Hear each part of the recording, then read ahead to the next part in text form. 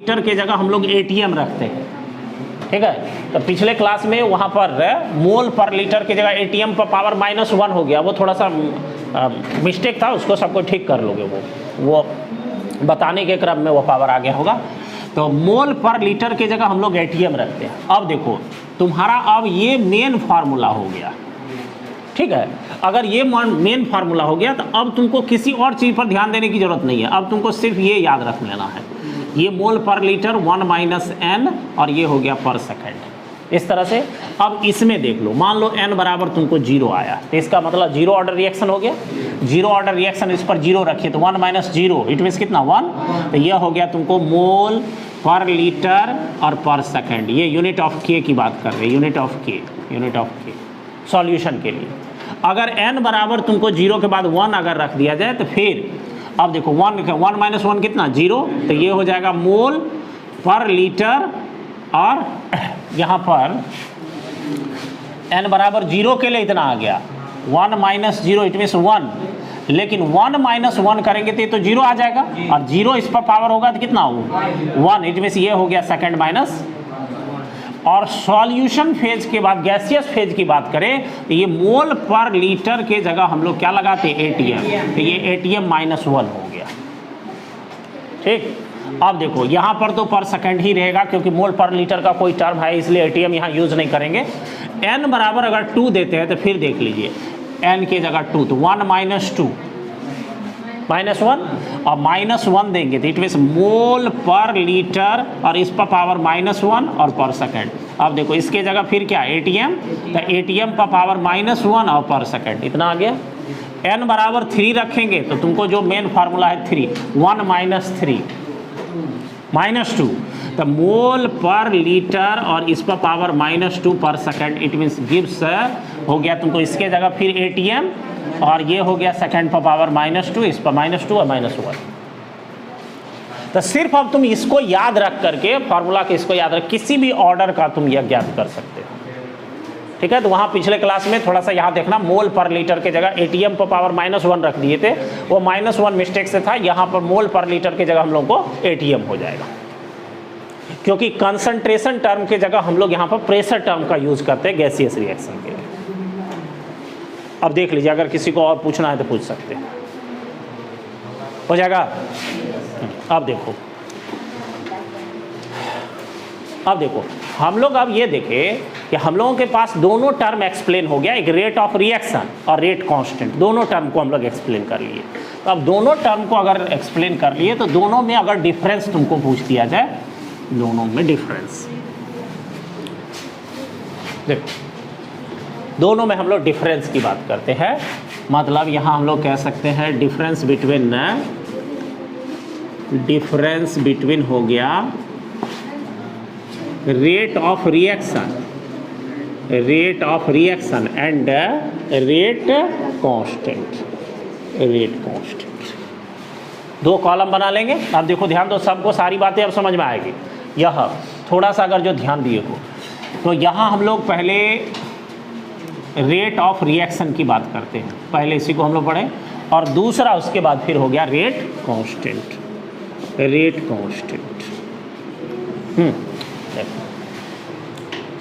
ध्यान दो, तो रेट ऑफ रिएक्शन और रेट कांस्टेंट। तो रेट ऑफ रिएक्शन का डेफिनेशन सबको पहले मालूम होना चाहिए कि रिएक्शन के पर यूनिट टाइम में जो कंसंट्रेशन चेंज होता है वो हम लोगों को बतलाता है रेट ऑफ रिएक्शन को। मतलब रेट ऑफ रिएक्शन के लिए अगर हम लोग बात करते हैं, रेट ऑफ रिएक्शन के लिए फार्मूला से भी हम लोग डिफाइन कर सकते हैं कंसंट्रेशन चेंज अब बाय हो गया तुमको टाइम टेकन। देखो ये हम लोगों को फार्मूला है। अब यहाँ पर कंसंट्रेशन चेंज का मतलब हो गया कि इंक्रीज और डिक्रीज। तो किसके अगर हम लोग रिएक्टेंट के टर्म में दिखाएंगे तो decrease in concentration of reactant by time taken, increase in concentration of product बटे टाइम टेकन, ये सब हम लोगों को रेट ऑफ रिएक्शन को शो करेगा।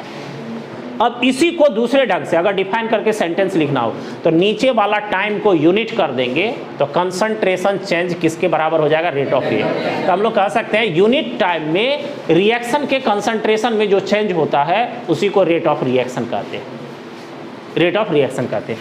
लेकिन इधर अगर हम लोग पहला इसको डिफाइन करते हैं, अगर इसकी परिभाषा की बात करें तो हम लोग सामान्य रूप से अगर ए प्लस हम लोग यहाँ पर बी गिव्स प्रोडक्ट, इस रिएक्शन को अगर लेते हैं एक इमेजिनरी रिएक्शन को, और इसके लिए हम लोग रेट इक्वेशन बनाते हैं तो concentration of A to the power M और B to the power N हो गया। देखिए, और हम लोग को के को डिफाइन करना था आर बटे concentration of A to the power M और concentration of B to the power N होगा। तो सीधी बात है कि अगर इफ कंसंट्रेशन ऑफ ए बराबर 1 M and concentration of B बराबर अगर 1 एम हो, देन हम लोग कह सकते हैं के बराबर आर हो जाएगा, के बराबर आर। मतलब सीधी बात है, ये कैसे डिफाइन है, अगर तुम्हारे रिएक्शन में जितना भी रिएक्टेंट है, सब रिएक्टेंट का कंसंट्रेशन अगर यूनिट हो जाता है तो ऐसी स्थिति में जो रेट ऑफ रिएक्शन है वही रेट कांस्टेंट के बराबर होता है। ये हम लोग को दोनों का पहला बेसिक डेफिनेशन। दूसरी बात हम लोग अगर करते हैं रेट ऑफ रिएक्शंस के बारे में, तो सीधे तौर पर हम लोग रेट ऑफ रिएक्शन के लिए जैसे अभी रेट बराबर के concentration of A to the power M और concentration of B to the power N लिए, इसका मतलब हो गया रेट ऑफ रिएक्शन कंसंट्रेशन पर डिपेंड करता है। तभी तो इसमें देख रहे हैं दोनों कंसंट्रेशन टर्म है, रेट ऑफ रिएक्शन कंसंट्रेशन पर डिपेंड करता है। तो हम लोग कहते हैं यहाँ पर इसी टर्म को rate of reaction depends upon concentration of reactant के कंसंट्रेशन पर डिपेंड करता है, ये हम लोगों को दूसरा। लेकिन हम लोग कल इसके कैरेक्टरिस्टिक्स में भी देखें कि के का वैल्यू जो है के, वह कंसंट्रेशन के रिएक्टेंट और टाइम इस दोनों में से किसी पर डिपेंड नहीं करता है। तो इट मीन्स रेट कांस्टेंट, या हम लोग कह सकते के does not depend upon concentration of reactant. ये बात। तीसरी बात है हम लोग फिर यहाँ पर एक्सप्लेन करते हैं। अब देखो, तो हम लोग रेट ऑफ रिएक्शन की बात जो हम लोग को जो रेट इक्वेशन है या रेट लॉ है उसमें हम लोग देख लिए कि कंसंट्रेशन टर्म पर यह डिपेंड करेगा रेट ऑफ रिएक्शन, लेकिन यह कंसंट्रेशन टर्म पर डिपेंड नहीं करता है। अब अगर रेट कांस्टेंट की हम लोग रेट ऑफ रिएक्शन की फिर बात करते हैं, तो रेट ऑफ रिएक्शन के बारे में हम लोग जो डिफिनेशन हम लोगों को है और रेट कांस्टेंट का जो हम लोग को टर्म है उसमें हम लोग देख रहे हैं यह किसी भी कंसंट्रेशन मतलब रिएक्टेंट का हो या प्रोडक्ट का हो, किसी भी कंसंट्रेशन पर यह डिपेंड नहीं करेगा। यह हम लोगों को टाइम पर भी डिपेंड नहीं करेगा, लेकिन टेम्परेचर पर, प्रेशर पर, कैटलिस्ट पर, इन सब पर यह निर्भर करते हैं। ठीक है। अब देखो, अगर हम लोग बात करें रेट ऑफ रिएक्शन में जो हम लोगों को रेट इक्वेशन है, इस रेट इक्वेशन पर जो पावर है इससे हम लोग ऑर्डर ऑफ रिएक्शन निकालते हैं। मतलब ये पावर का जो सम है वो ऑर्डर को बतलाता है।